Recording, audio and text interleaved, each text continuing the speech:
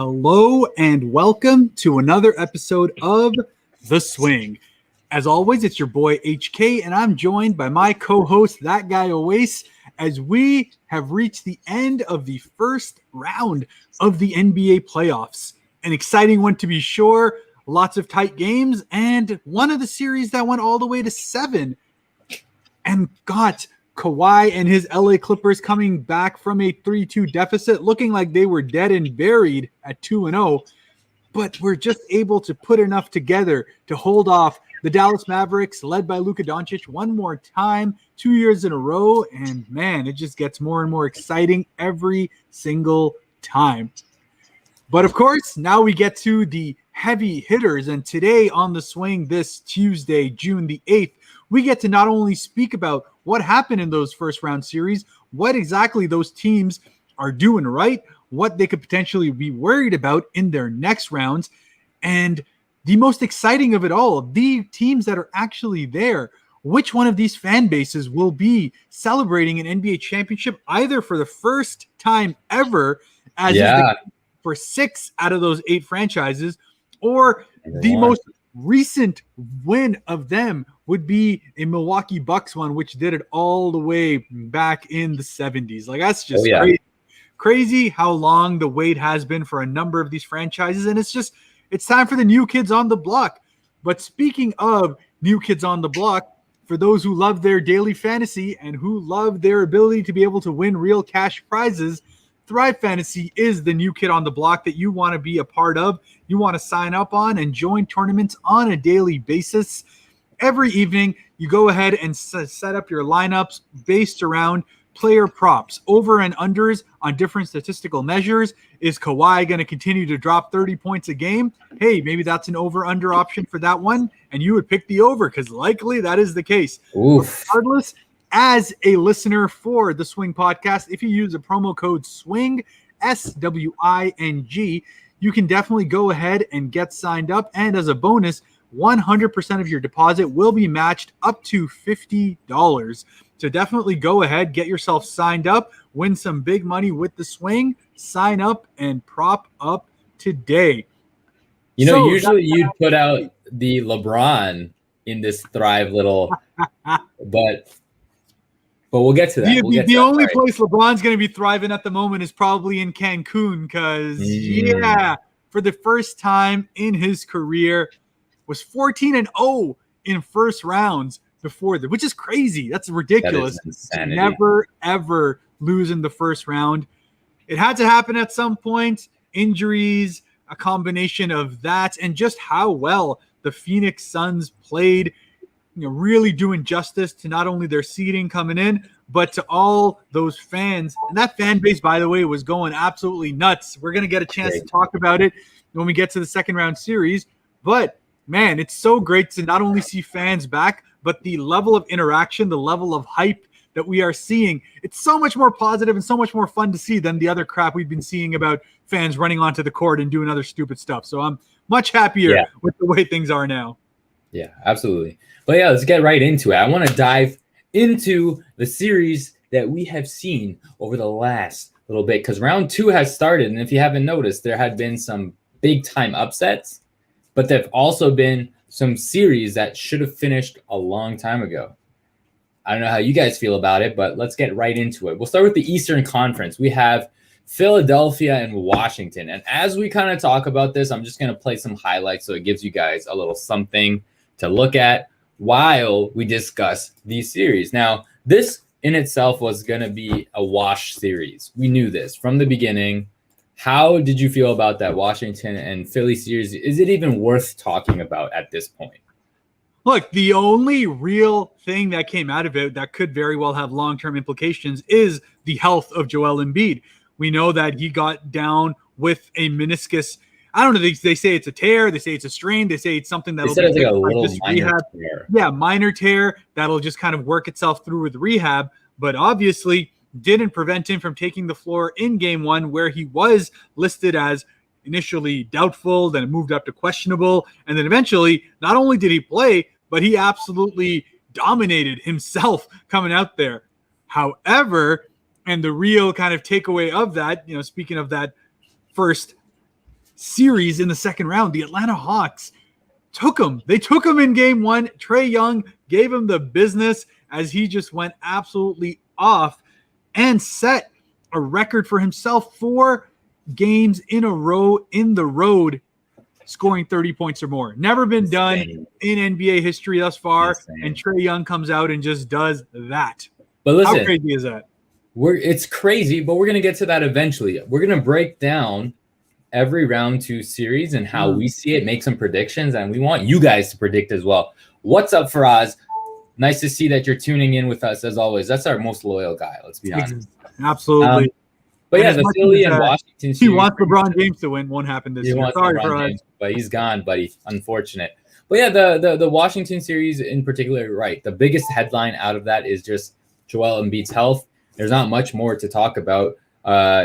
But, Philadelphia, again, one of those teams that you can say that might make it out the East given the right circumstances. But having that in the back of their head, you never know what that does to, like a team's mentality or even the players' mentality. We don't know how that's going to affect Joel Embiid, right? But only time will tell. They're down 1 game, and we're going to get to that. But we're going to move on to the next series within the first round.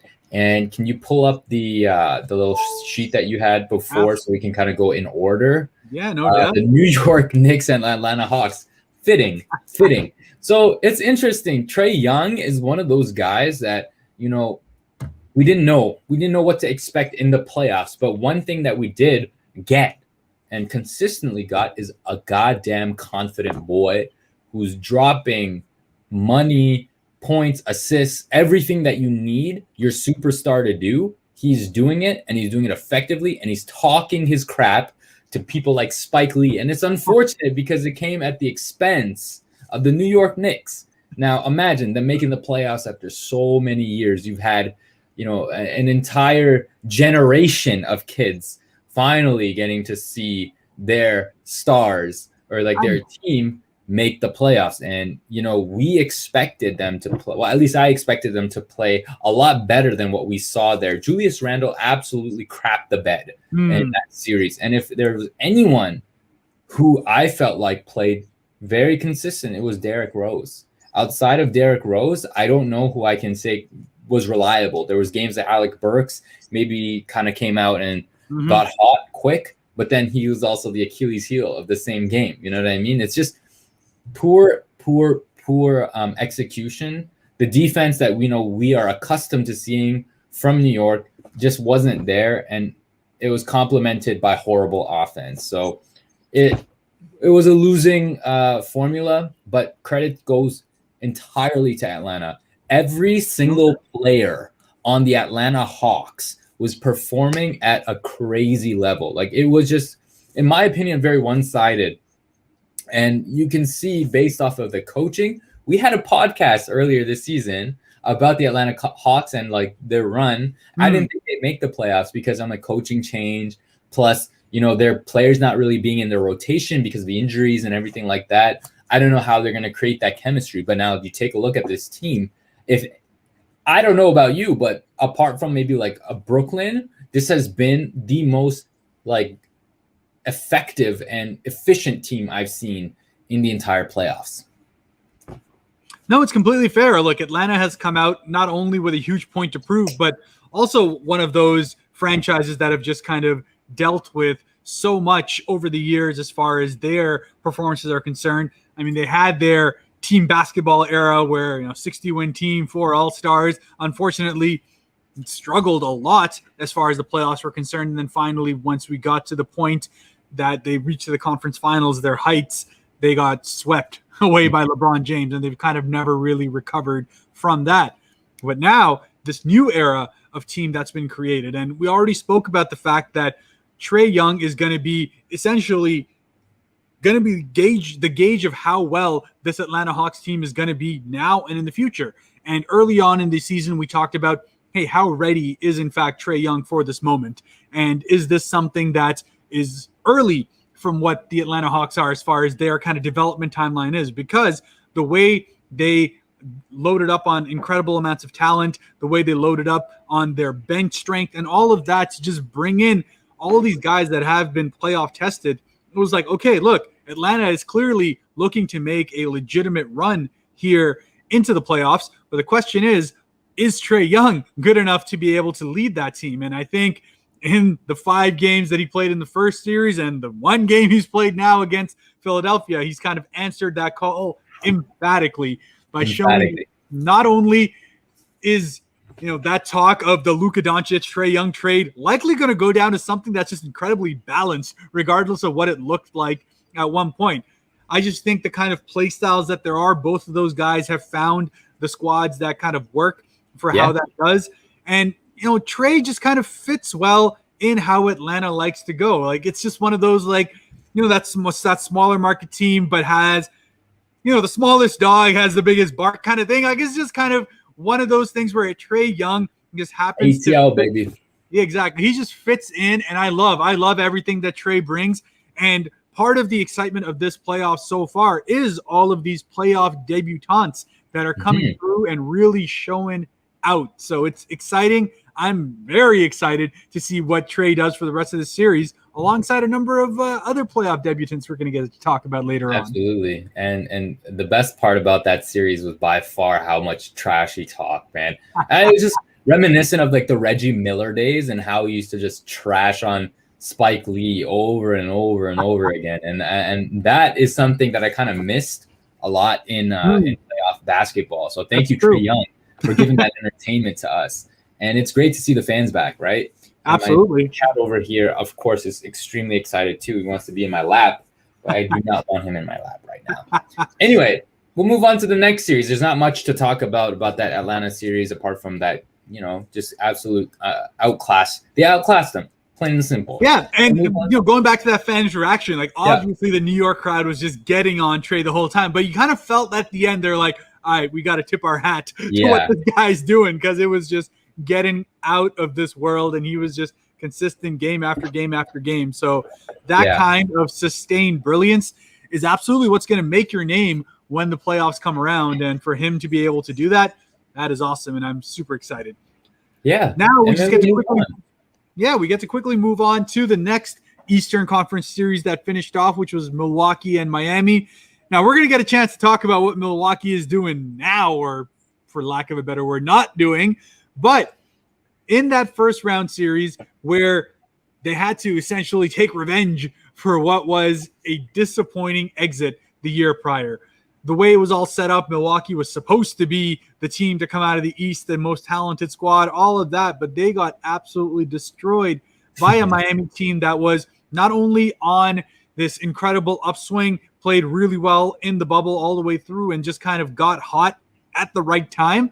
Yeah. To be able to make that run, but Milwaukee themselves just kind of tripped over themselves as far as their rotations are concerned, their execution, shades of what we might perhaps be seeing again. So maybe it's a deeper rooted issue, but in this playoff series, the Milwaukee Bucks just straight up took care of business. They came through, proved they were the most talented team out of the two, proved that the Drew Holiday move was the right one, because he absolutely dominated with how he initiated the offense, how he kind of handled both sides of the floor. And Jimmy Butler was straight up neutralized throughout this. And we can talk about what the Miami Heat were lacking as far as their execution was concerned. Bam obviously did not have a great series whatsoever. Jimmy himself did not have a great series, but a lot of that was just straight up how well Milwaukee was throwing Miami off of their game. This is a high ball movement, high assist, high IQ team that likes to be able to get everyone else involved, but they were just completely and utterly smothered. So you couldn't get Tyler Hero into the series. You didn't get Goran Dragic having the moments he did last year. And they didn't have the grit of a Jay Crowder, who's now moved on to the Phoenix Suns and was a big part of what Miami did last year as far as that is concerned. So, Miami has a lot to think about. There's a lot to take away from what their series was. They have a lot of rethink to do, but especially for this offseason, it's very important offseason for them for sure. But yeah, I agree with you. Like, again, Milwaukee is somebody that, if not the Brooklyn Nets, you would expect them to be the next runner-up, right? And with the loss of Harden, you're like, okay, something might happen here. This might be, it just is a perfect moment for them. But we'll get into that eventually. This series was purely done. And I want to give a lot of credit to also Chris Middleton. I think Chris Middleton had a fantastic series. He is someone who kind of took on the role of like, okay, I'm going to be that shot creator. I'm going to go ahead and be aggressive with that mid-range, whatever the team needs at the time. I'm going to go ahead and I'm going to do it. And he did it. And he had a game winner in the first game, even. Like, just fantastic work by him. But we'll get into that eventually in the next series. But that's it. That's all I got to say about that. We're going to move on to the next one, which is Brooklyn and Boston, which I thought could have gone a lot further, but with the absence of Jaylen Brown, of course, a very tough situation for Boston.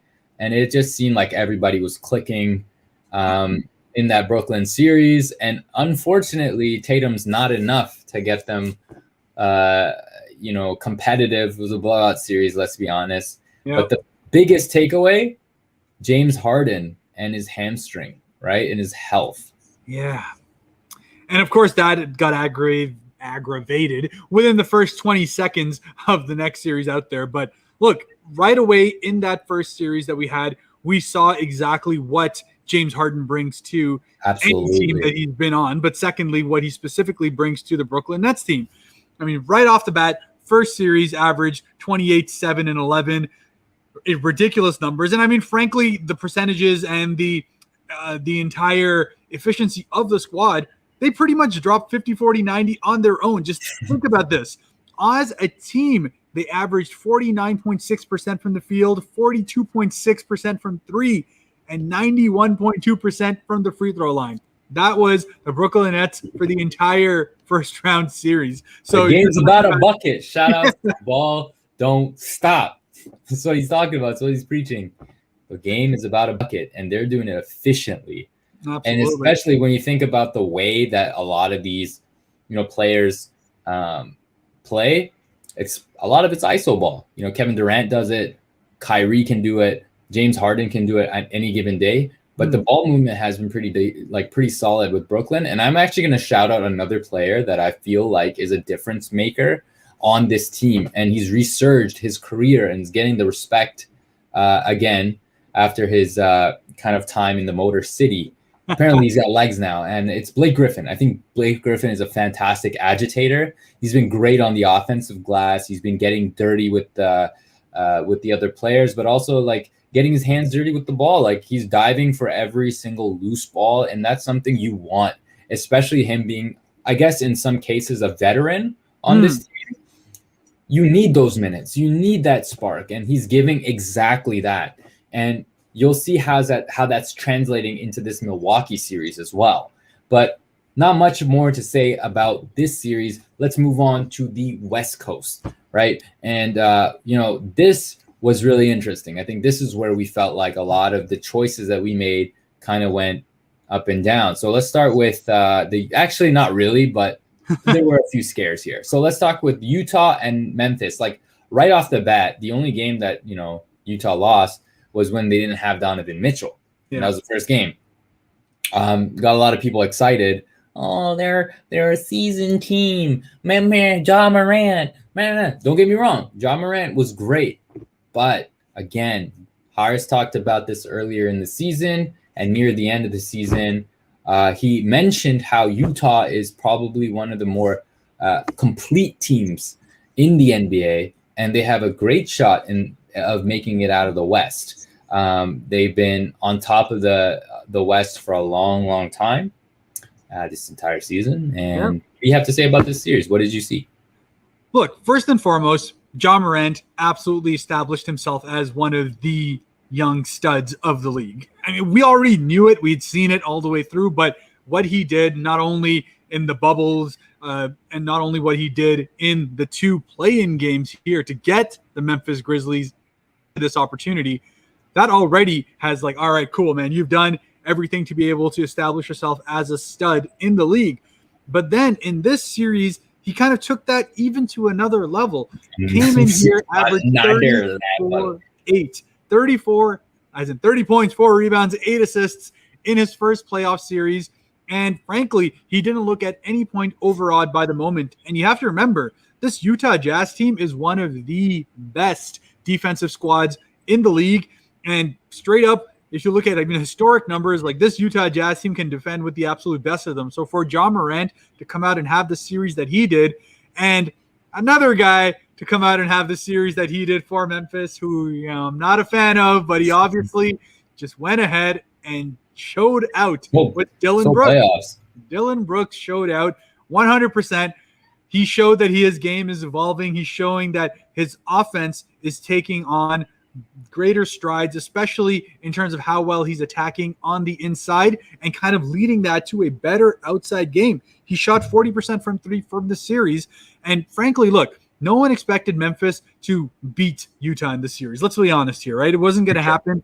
And for them to take it even 5 games was pretty good on them to be able to do it. But for Memphis, this is just the start of the process for them. Look, they just got Jaren Jackson back fully healthy, and he was still kind of working his way into the rest of his game. So that's obviously a big part of what they need to do going forward. JV has shown himself to be an absolutely elite big. I'll maintain from this day that if we still had JV, the Raps would still have won the championship, and we would have still had JV now. But yeah. Steph's not here. You don't have to explain this to anybody. Steph's not here right now. One of our friends absolutely hates JV. Don't worry, he's not watching the podcast today. He's sleeping or something. The fact of the matter is, in those 4 guys, Memphis has an incredible core that they can build around and continue to get better on. And we speak about this, right? In the end, in the playoffs, you go as far as your best player is able to take you, alongside the support guys stepping up. The support guys stepped up. The best guy played really well. It's just one of those where you're early on in your kind of playoff trajectory, early on in what you're expected to be as a playoff team. So for Memphis, this was nothing but positive all the way through. Lots of respect earned, lots of incredible plays, and lots of memories and tape for them to go and look back on as they get more and more experienced to be able to come back next year and hopefully put on an even better show. Yeah, absolutely. And I mean, again, this is invaluable for them as a team. A lot of these young guys are going to go in with their head held high, considering the odds they had to face throughout this entire season, and to even get there and play well against some of the best teams in this league in the playoffs. That's an insane confidence booster. Just wait till next season. I agree with you. And let's move on to the next series now. We talked about, all of these series that, you could say who's going to win. But this series, we had someone in mind, but they gave us a little bit of a scare. Let's take a look at Game 7 highlights from this Dallas and LA Clippers series. It was 2-0 Dallas, and it looked like, they were going to take the entire series just based off of how doo-doo, if you will, the supporting cast of the LA Clippers was playing. What did you see in the series? What got this team back on track to take this series in 7 games? Well, first and foremost, we have to kind of keep all of this in track. Remember, until Game 7, not a single home team won a game in this entire series.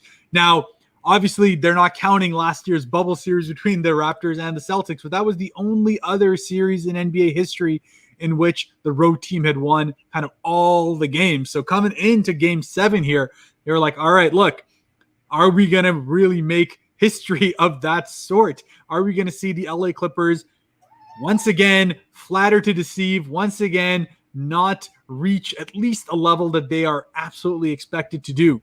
But fact of the matter is, we go again talking about how the future of the league is in good hands. If there is any further kind of proof that can be given of that, it's what Luka Doncic has done yet again.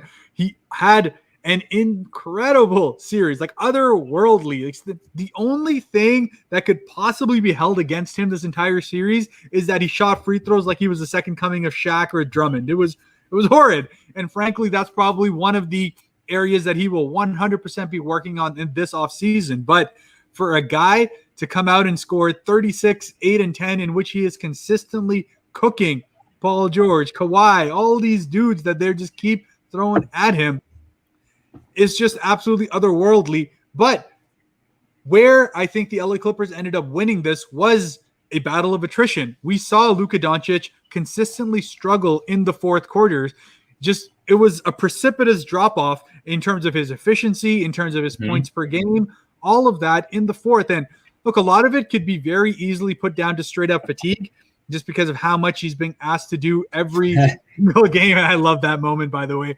Hands up and thumbs up to the thing. That was in the first quarter, though, where he dropped another 21 points. But even though he had 46 for the entire game, he didn't get a vast majority of them until like late in the fourth quarter, where the game was kind of pushed away regardless. So it's just one of those things where, look, the Dallas Mavericks played incredible, specifically Luka Doncic, but where they are really going to have to answer a couple of questions is in that second star, the guy who's supposed to be that other dude for Luka to be able to kind of get Bargnani? from. Yeah, Bargnani, not sure, but he definitely is not what Porzingis is supposed to be, because on a series where he averaged 13 and 5, playing nearly 35 minutes a game, it was just not a series that he will look back on fondly. And frankly, I'm not too excited about the prospect of him improving, because he seems to be more angry about the fact that he's not getting the respect that he feels he deserves, which, I mean, based on You what? gotta earn it, baby. You gotta earn it. Straight up. What I saw in this series was a tale of two halves. Every game, I felt like it was almost like Dallas for the first half would literally just be on fire, wouldn't miss. You had great play from even the role players, like Tim Hardaway Jr. had a fantastic series, in my opinion. And, having the size of Boban actually did make a difference pretty early. And he was playing very, very well. But then you come to the second half, and, even if to some degree the fourth quarter, Kawhi and both Paul George had been not so good, the rest of the team was. And honestly, in that last game, especially, you saw remnants of 2019 Raptor Kawhi. The way he took over the game, shot after shot, stop after stop, insanity. And that's something that, as a Clippers fan, is what you probably hadn't experienced yet. But now you see it. You see there is a playoff Kawhi.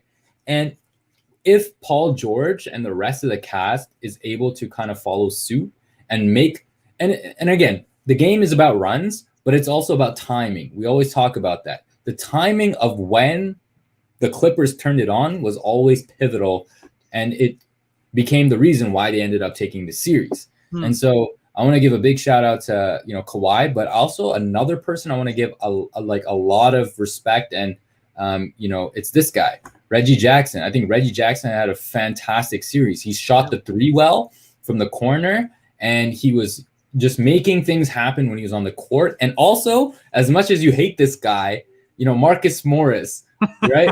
He had a great series. And especially in Game 7, he hit clutch shot after clutch shot.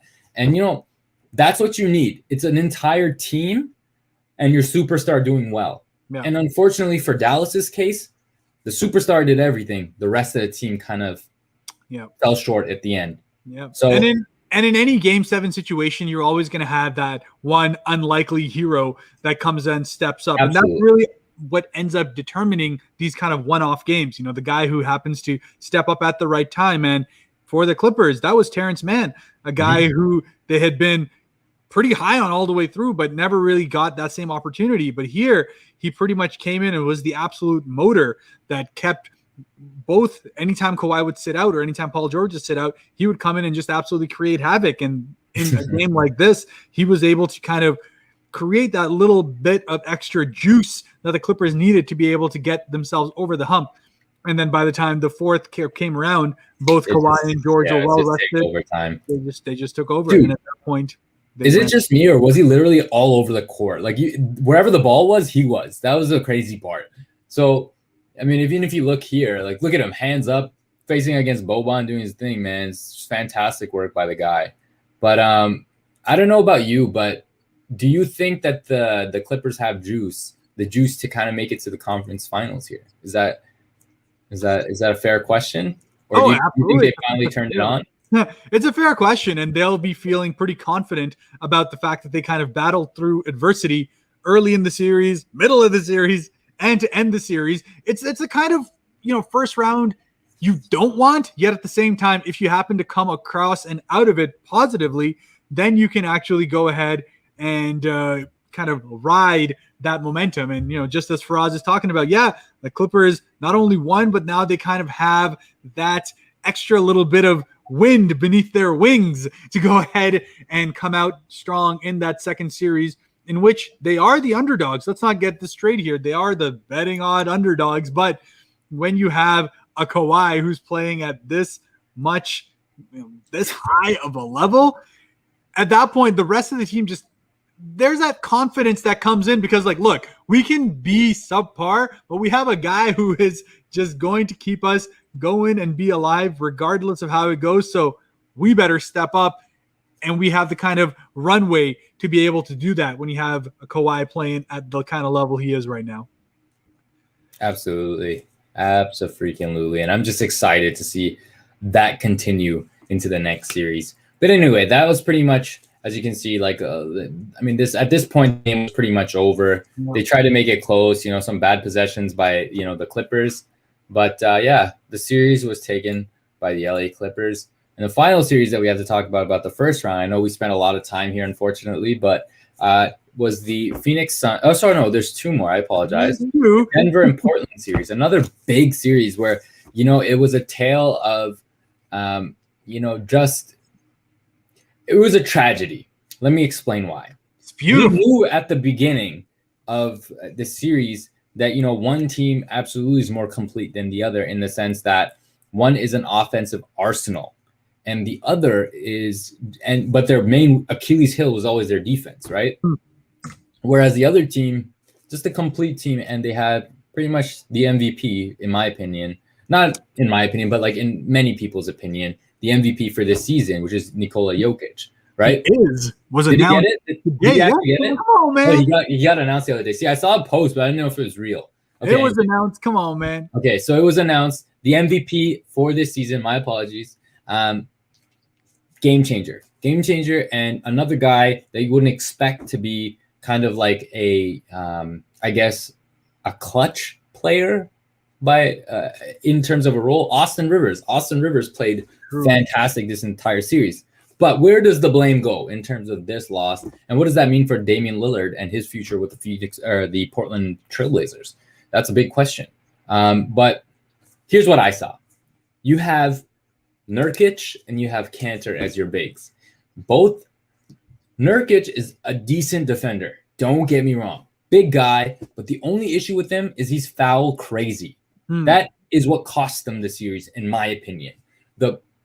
He had discipline moments and then just really dumb fouls that got him to foul trouble. Almost every game, you're like, okay, when is he going to do something stupid? And because of that, you have Robert Covington playing defense against Nikola Jokic. You tell me how that's going to end up. As much as Covington is a fantastic defender, he was oversized and outskilled. You can't do anything about it. It's a cheat code at that point, and it's a weakness in the defense that already is a weak defense. And, you also talk about the shooters, right?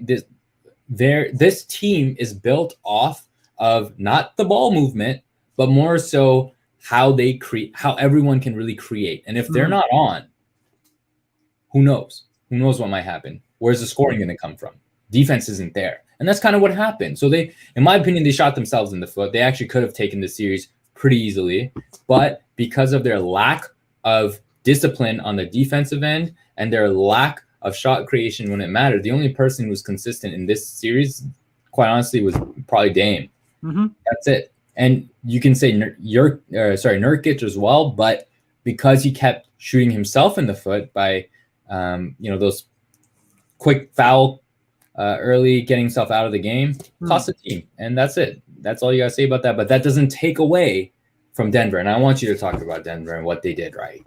Yeah, and look, apart from the obvious that Jokic just continues to prove that he is an all-time playoff performer, already 3 playoffs that he's done in which series by series has just been better and better, and he just continues to just see the game in ways that, this is the kind of level that you see when you have someone who's truly at the peak of their powers. And you're seeing that in Nikola Jokic, regardless of the fact that them missing Jamal Murray is 100% a big loss to them. However, and this is where Denver is continuously proving how resilient they are, you have a guy in Monte.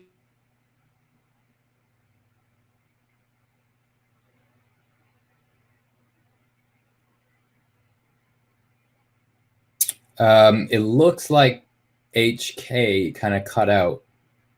But I think he's going to talk about Monte on Denver and how he's been crucial to the series.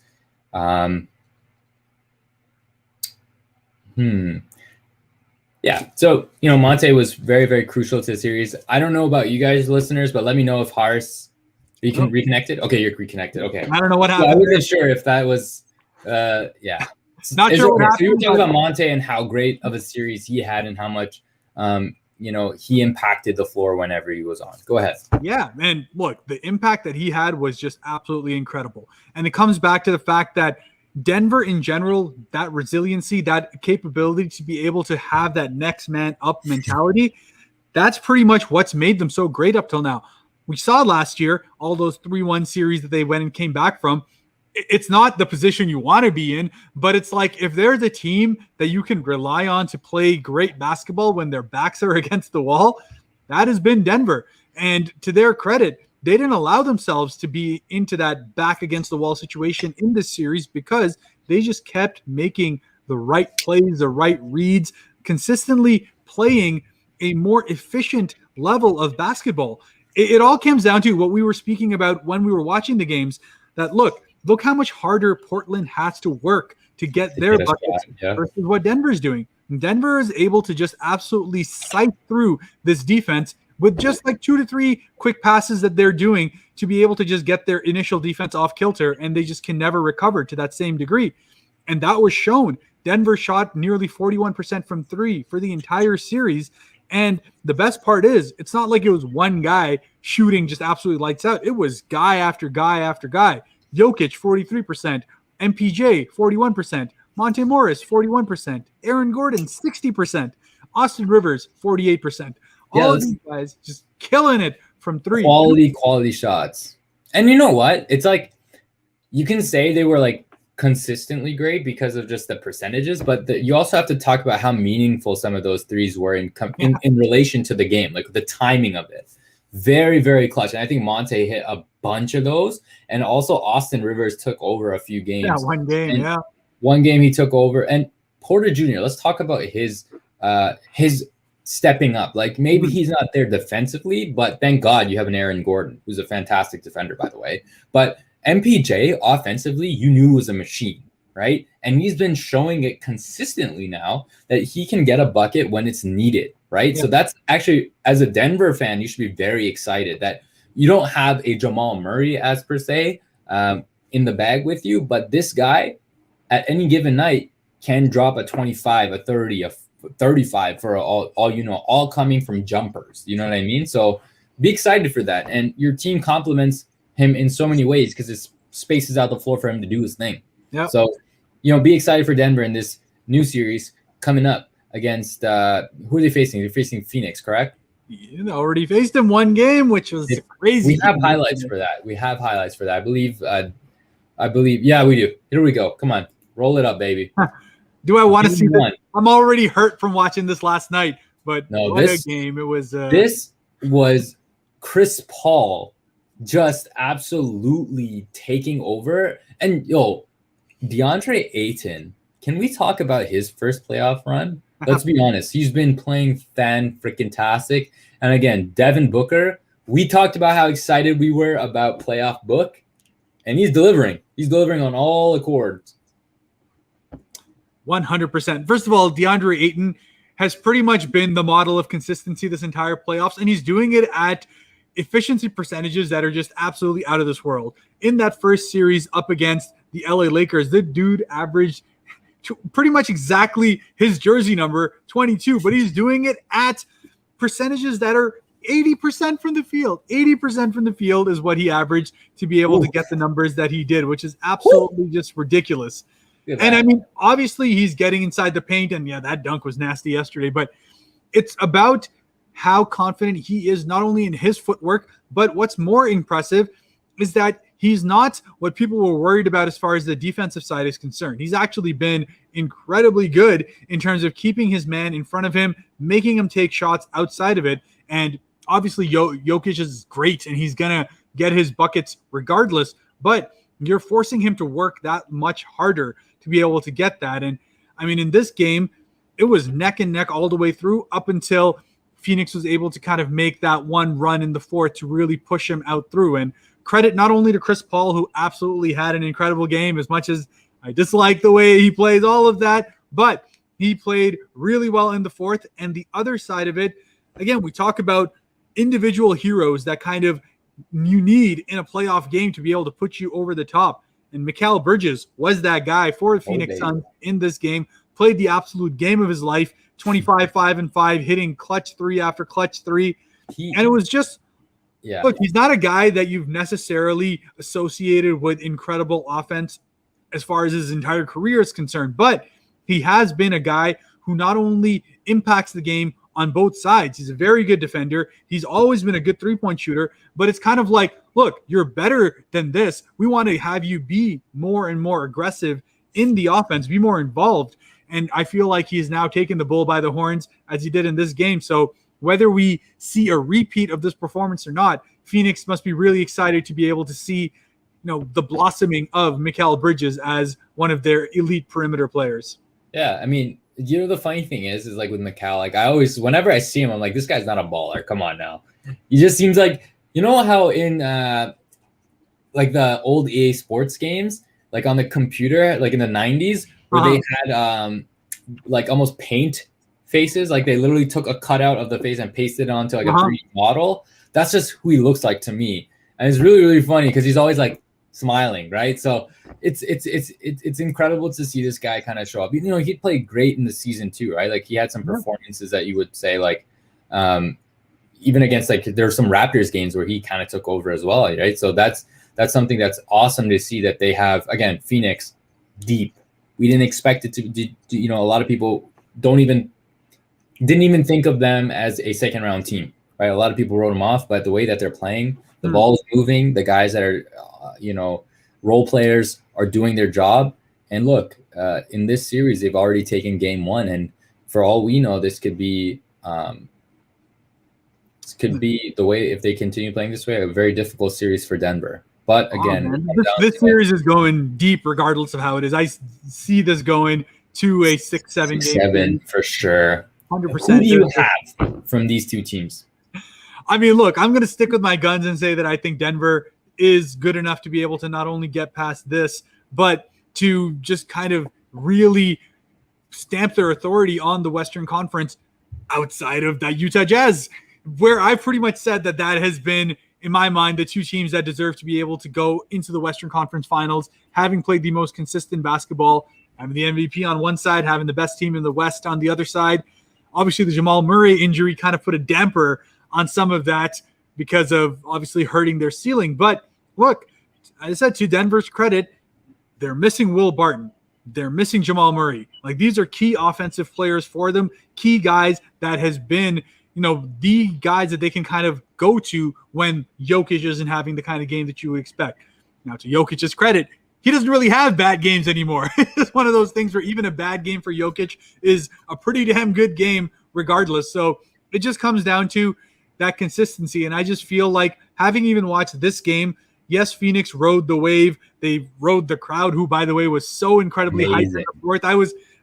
I got jealous, man. I wanted to be in the crowd. I want to be back in the crowd for playoff games, hopefully next year, once the Raptors will look at that passion, baby. They were wild. It was fun. And I'm very happy for Phoenix fans. Look, they've been a team that has dealt with a lot of adversity. They've been a fan base that, frankly, underachieved when they had their best squads. Some of it was perhaps out of their control. Obviously, the historical Robert Horry hip-checking Steve Nash and likely costing them a chance at a ring that year. It's just one of those fan bases that has always kind of been there, but after years and years of mediocrity, they had kind of started to peter off, but now they're back with a voice. Now that they have a team that's kind of living up to the expectations of what you hope in the Valley. So I'm excited. I like the fan base. I like both of these fan bases. I think it's going to be a really fun series to be able to go with both. I don't think there's any, bad guy or bad villain on this team outside of Chris Paul, but we are going to see an exciting one all the way through. I do think Denver pulls this out in 7, but we're going to have to see how it goes. Speaking of Chris Paul and the way you don't like his play, they had to get past a team that, a lot of people would never have written out, and that's the LA Lakers and LeBron. So just quickly, do you want to comment on what happened in the series? We know that AD got injured, and we know that a chunk of the offense and defense is kind of handled by that guy, but he's about as stable as a glass, dropping. Mr. Street Clothes, as Chuck would say. But yeah, talk about it. What did you see in the series, and how do you feel about it?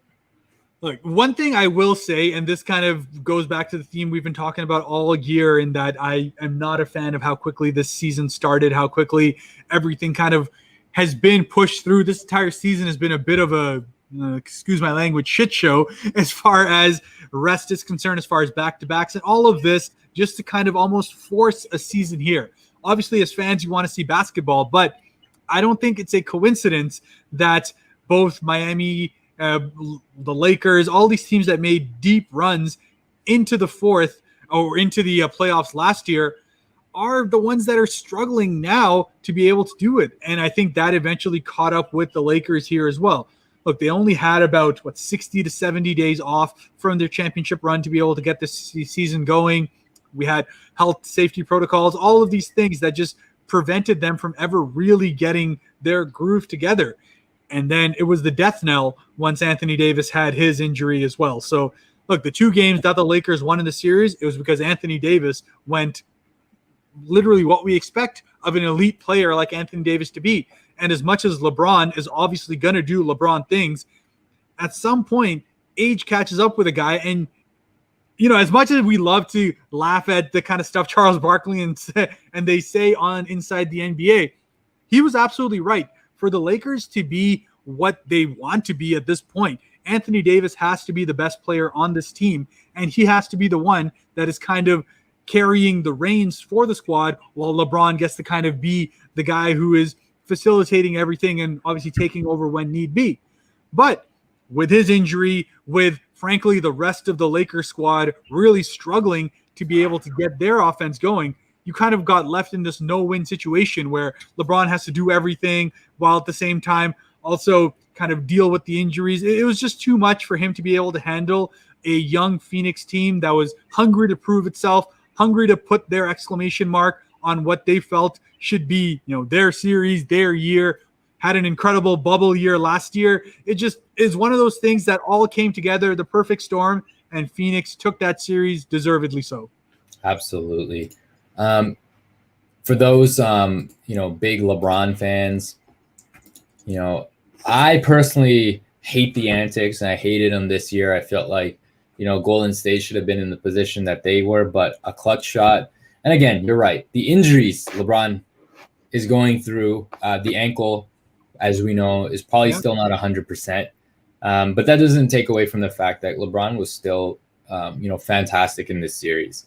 And unfortunate on his end, you might be like, but let's be honest, if LeBron's not playing, this team has absolutely no idea what the hell they're doing, right? Of course.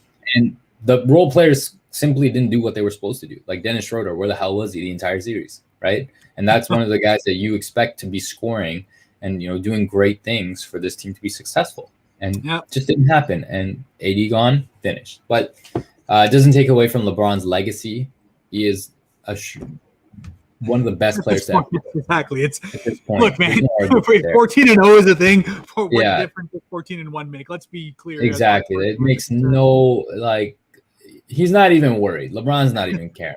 He's hurt, I don't get into that stuff because, look, at this point, there is nothing to argue as far as everything he's achieved as far as his career is concerned. The rest of it is all nitpicking.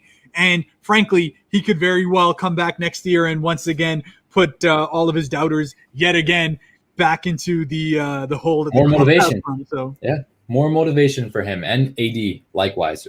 Now I want to quickly go to the Philadelphia and Atlanta series. Yeah, and we're gonna predominantly talk about the second round. I know we just touched on Denver and Phoenix, but let's talk about game one with Philadelphia and Atlanta and how, again, Trae Young, fantastic, but we had Embiid play where we talked about he was questionable, doubtful, and everything, but he ended up playing and actually played really well. Let's be honest. Very, very well. It was.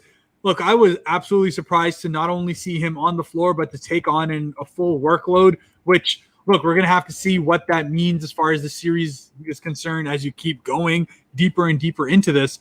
But look, this entire game was just such a weird one to be able to watch. Not only was Trae Young just out of this world as far as his shooting was concerned, he was just smoking them to start. But the most freaky part of this entire thing is what we saw in the fourth quarter as far as Atlanta themselves was concerned, where it's like even the most basic of full court presses completely and utterly shook them to the extent where it's like, what am I watching here? Atlanta should have been absolutely blowing this team out the way they were offensively on fire here. But on the other hand, what we saw was just utter panic. And as much as I'm excited that Atlanta played this well, I'm happy that they won a game. If they are not able to go and figure out what happens when you can not deal with even the most basic of pressure, look, when it gets to the fourth quarter and the highlights itself, but it was full court press and four guys have run all the way to the other side of the court and leaving the guy with no absolute outlet, no option, to be able to get out, no options, and he just turns the ball over. And it didn't happen once. It happened 3 or 4 times in the span of the last 2 minutes, where it's wow, it required a Bogdan Bogdanovic, who, by the way, has been incredible, not only in the last playoff series, but kind of throughout for the Atlanta Hawks. It required him to hit a dagger and silence the crowd to save this game for the Hawks, which should not have been the case. And that's why, when I got away from this game, it's I don't know how happy I am as the Hawks winning this, because now it feels like Philly knows what they need to do once they lock in defensively to keep you down. And if I was to kind of make a prediction here, I was I don't think the Hawks will win another game this series. It's just if Embiid can look even half as healthy as he has in this game and be able to go through, I think the Philadelphia defense will just pick them apart if they know that even a little bit of pressure on anyone outside of Trae Young is enough to crumble them. Yeah. I mean, you never know. Where's the second game happening? Is it happening in in Philly again? In Philly? Okay. Well, in that case, then yeah, maybe they crack under pressure because the crowd is pretty crazy over there as well. But with the addition of Danny Green, this, no matter what team comes against you, you're gonna have a solid leader right there on the defensive end. And as much as there was a moment in the game where Embiid was yelling at Danny to go full court press, with I think 4 minutes left in the fourth, on Trae, where Trae was bringing the ball up. That guy has changed the defensive outlook of this team entirely, to a point where Ben Simmons is someone who was counted as did he win, by the way? They haven't announced it yet, but he's still my shoe-in pick to win Defensive Player of the Year. But let's see. Right, and they forget that he's a back-to-back champion, right? So expect this team to bounce back and expect them to be really, really defensively sound. And if there is some sort of inexperience with the real, I guess, mental game of the playoffs and big moments, we'll find out if it's exploited in the next few games. Yeah, and that's where the experience comes from. Embiid's been there, Danny Green's been there, Tobias has been there, Ben Simmons even has been there. So let's see what happens. And you got Doc Rivers, who unfortunately is a coach that has been given a lot of criticism based off of his unfortunate 3-1 losses. But he is a champion and he's been there. So there's a lot that this Philadelphia team still has to give, and I can't wait to see it. Atlanta, if they continue hot, who knows? They may be able to take this series. If I was to give a prediction, I say that the Philadelphia 76ers take this series in 6 games. How about yourself? Fair. And look, it could very well go that deep. And like I said, it's just one of those where Atlanta's offense was just so red hot in the first game, especially shooting from outside, that I just have my doubts about its continued effectiveness. But again, Trey has continued to prove any and all doubt wrong as far as his effectiveness is concerned. So if he's going to keep coming out doing what they're doing, and they're getting some solid support, not only from Bogdan Bogdanovic, but I was happy that John Collins got more of an offensive role in the second game. You know, he had a clutch alley-oop bucket and one that kind of shut down the game at the end over there as well. So his celebration was a little weird, though. I'll give him like maybe 4 out of 10 for whatever the heck that was. Hey, man, look, at that point, if you're doing that, you can do whatever the hell you want. Just go ahead and get them buckets. But I still have Philly winning this series pretty comfortably. I was going to say in 5 even before game 1 happened. Obviously now game 1 happened and you're thinking, hey, they have to win 4 in a row to do this. But I'm always been confident in how this Philly team has been playing, had them in the conference finals all the way through. And just as much as Atlanta is looking good and it could make it, tough games, I do think Philly's going to go ahead and come through, finish up in 5, and Embiid just continues to prove that perhaps if he hadn't missed the games that he did, he would be the one who's named as MVP and not Jokic today.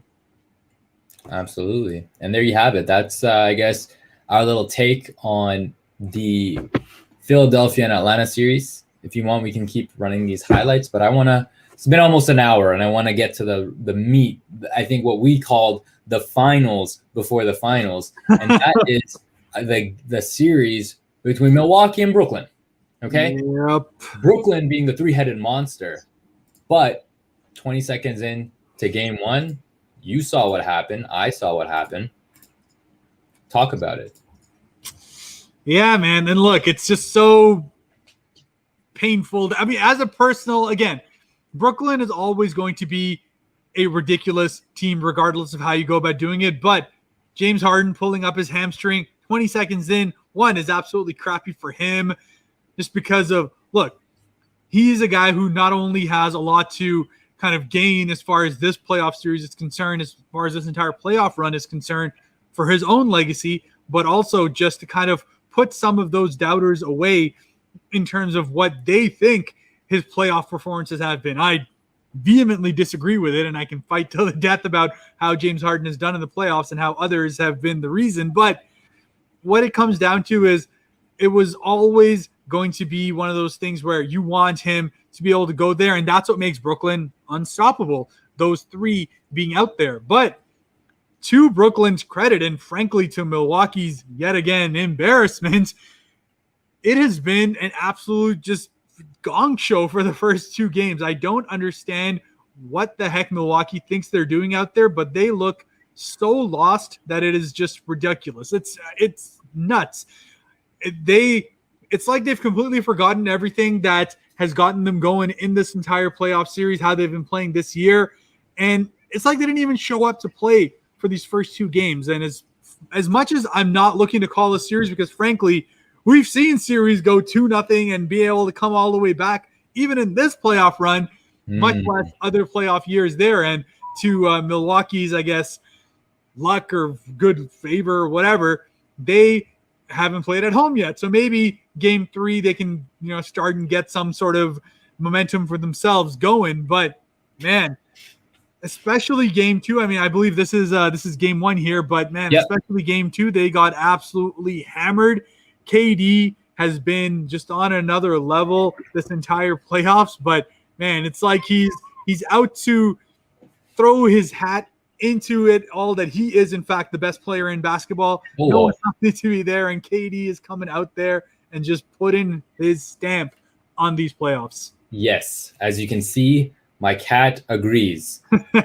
It's been ridiculous because a lot of people were commenting all early in the season like, oh, Brooklyn cheat code, but also no defense, so this is not going to fly in the playoffs and all this nonsense. We talked about how it takes time for the chemistry to build, and it takes sacrifice. James Harden did the sacrifice, made the sacrifice to turn And, it became a very successful team, right? And in this playoffs, I'm going to give a shout out to someone other than, the Kevin Durant, Kyrie, James Harden. It's been Mike James.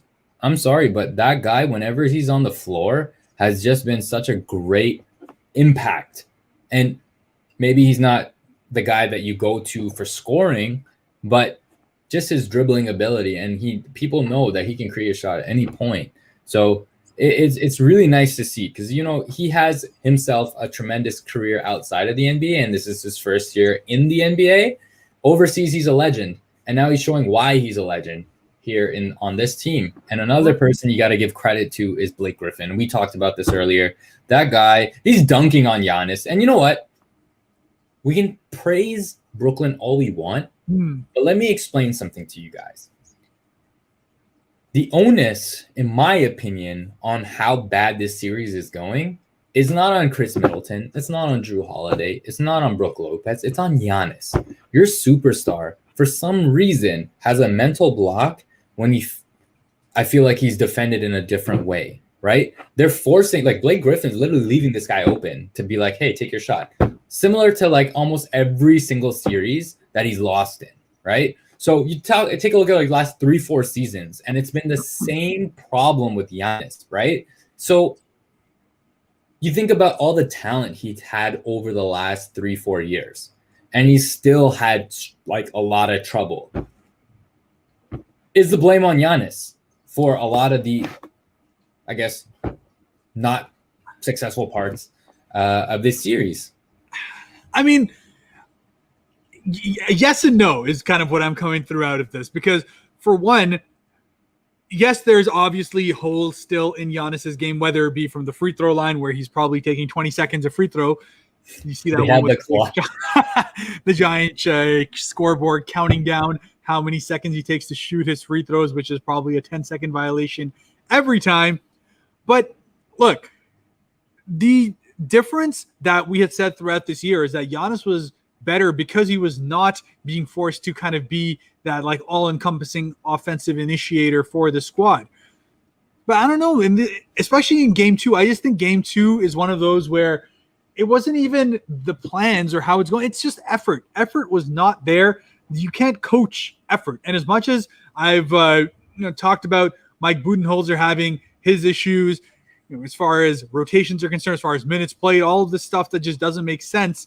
And when it gets to that crunch of playoff time, the Milwaukee Bucks in that game 2 just looked like they didn't even want to be there. And I don't like getting into hyperbole, but it's just watching them on the court. As soon as they got punched in the mouth, it's like, okay, what do we do here now? It's like you have a glass jaw from a guy who happened to give you one hit. And even though you should have, all the resiliency goes out the window as soon as they get hit that one time. And it's like, dude, what the heck is going on? You've gone ahead and had these situations before, and you've come out of them better than this. And it's like here where, frankly, I was like, once James Harden went out, in my mind, I'm like, look, this series is now a complete and utter wash.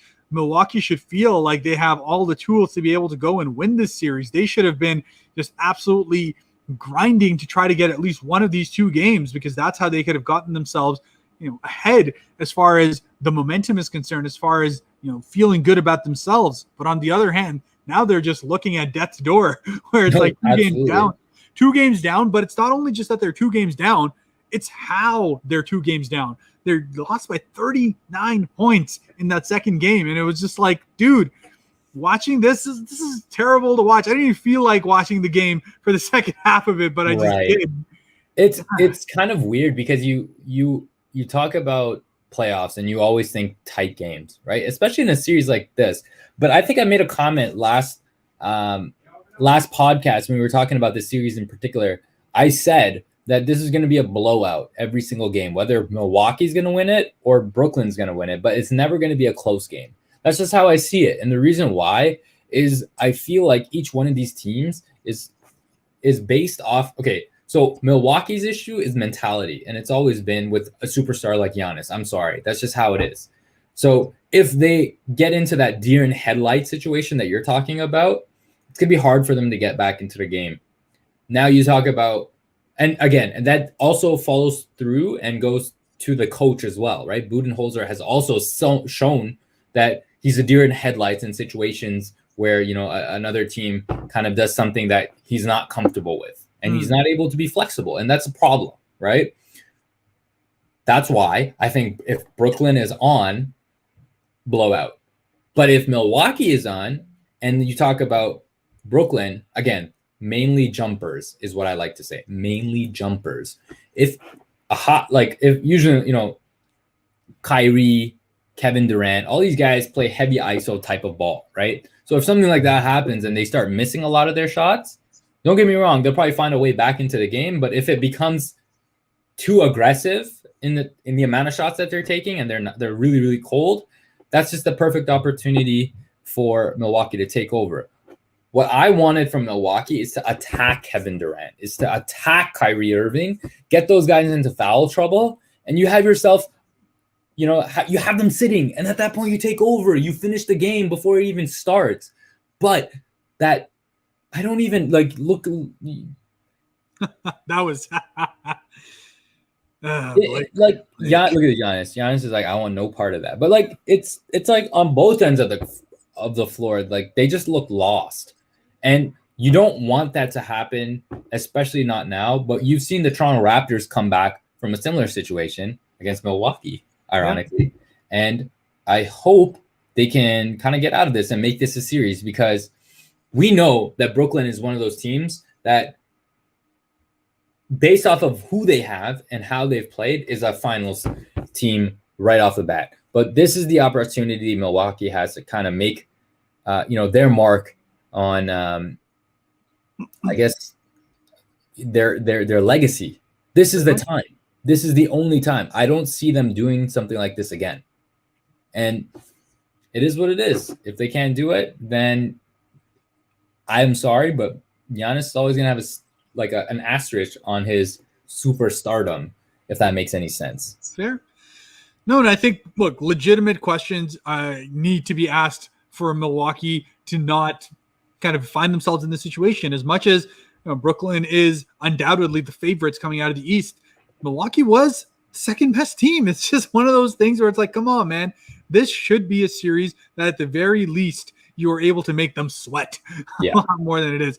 First game was relatively close for a vast majority of it, but then again, they kind of gave it away in the fourth, lost by 8 points there. But look, this third game is going to be, obvious as it is. If you go down 3-0, it's done anyways, but it really just shows what Milwaukee has found themselves up against. You spoke about that Raptors series. It's very much the same kind of thing. That game 3 and how you come out and show off your resiliency is going to kind of determine whether this series is even worth mentioning as far as Milwaukee's concerned, or whether it's actually going to be something that could go deeper than we otherwise expect, because it doesn't look like James Harden is going to be back anytime soon.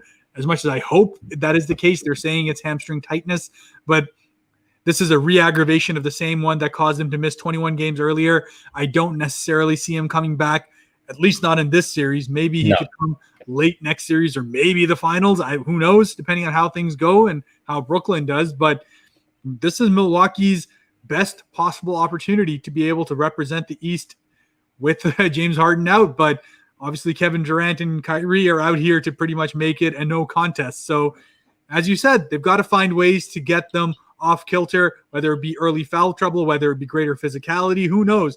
Because the fact of the matter is neither Kyrie or Kevin Durant are physically imposing creatures. So you have to find ways to get them off their game, not able to just be out there on track meet, because that's just going to be death as far as the Milwaukee Bucks are concerned. And it's insane, because remember how we said this is like 2K? It literally is like 2K. The way that Kyrie gets the basket, some of those finishes are so flashy, man. It's like, how did he do it? Look at his defense. Look at super this. Entertaining.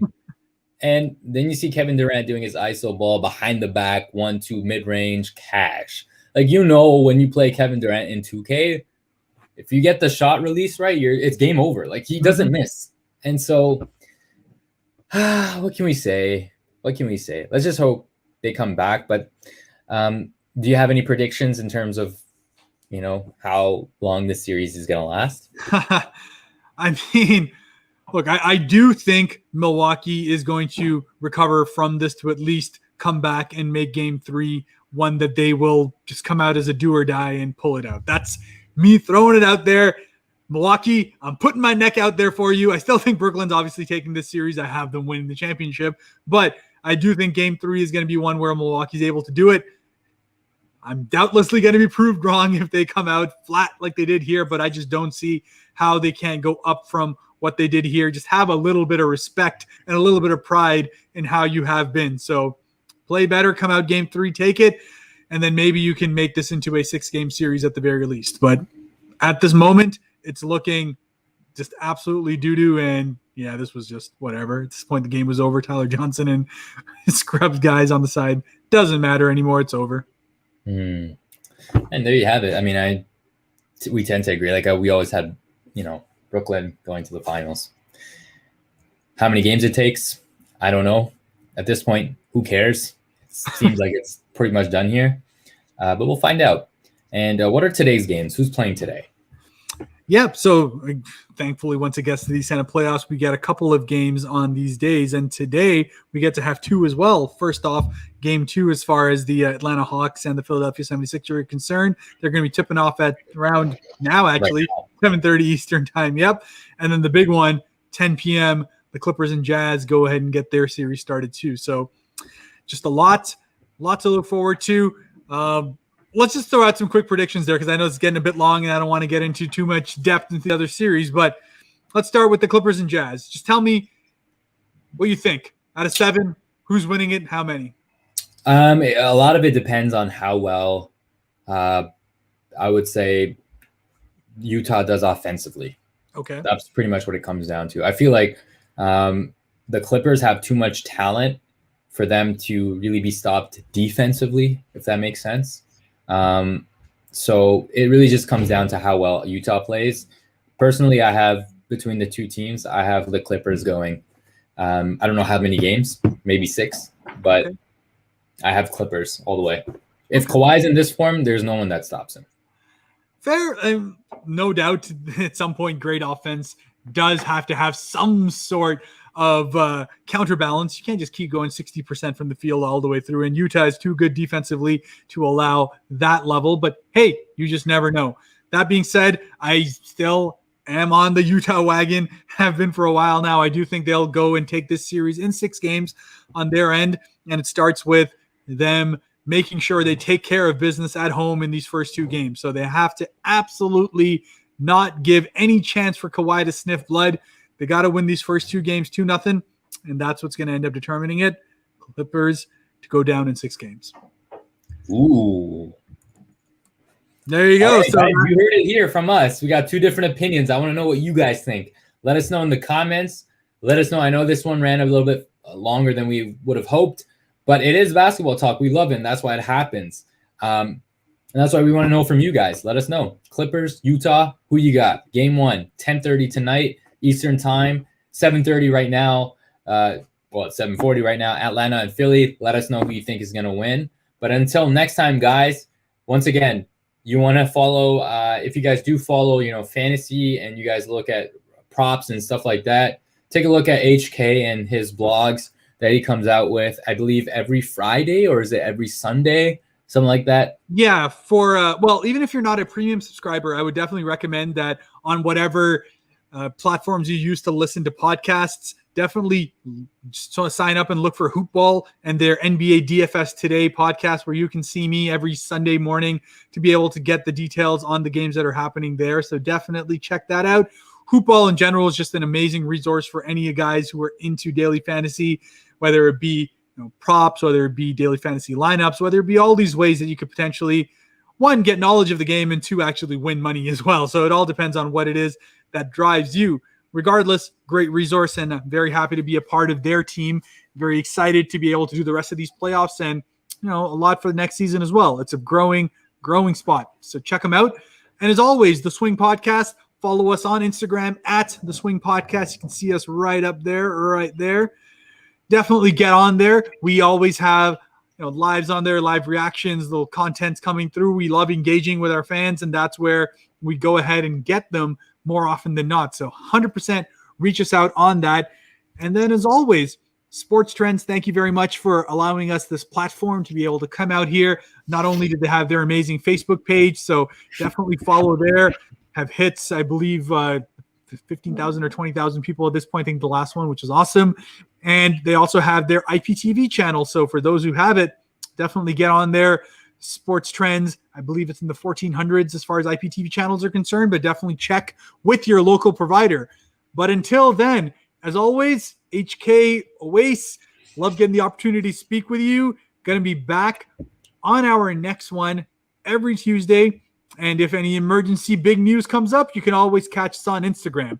But until then, hope everyone is keeping safe, keeping themselves nicely socially distanced. But now with some restrictions easing, we can hopefully get some of that nice sunshine to enjoy ourselves out there as well. So keep there, keep safe, and we will see you at the next one. Peace. Lillard, long-range three.